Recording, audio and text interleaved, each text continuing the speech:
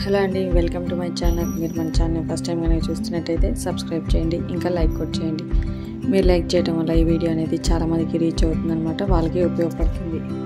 ఈరోజు మనం చేసే రెసిపీ ఏంటంటే బచ్చలాకు పప్పు అనమాట.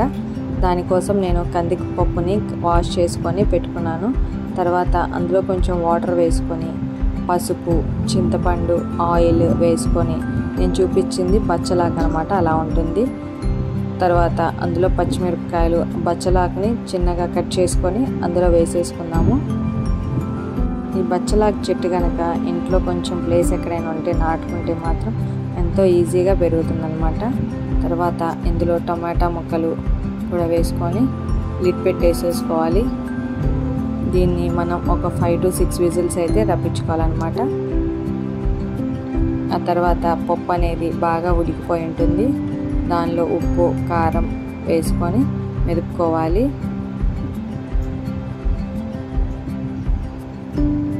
బాగా మెత్తగా మెదుపుకోవాలన్నమాట.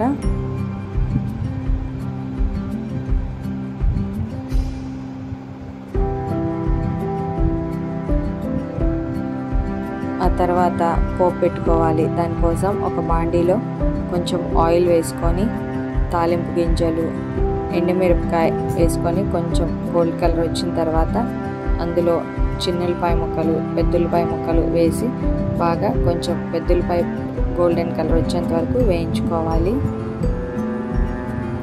ఆ తర్వాత అందులో కొద్దిగా కరివేపాకు కూడా వేసుకోవాలి. కొద్దిగా ఇంగువ కూడా వేసుకోవాలన్నమాట. తర్వాత ఈ పోపు అంతని పప్పులో వేసేసుకుందాం. అలా వేసుకున్న తర్వాత ఒక 2 minutes పాటు మగ్గనివ్వాలి.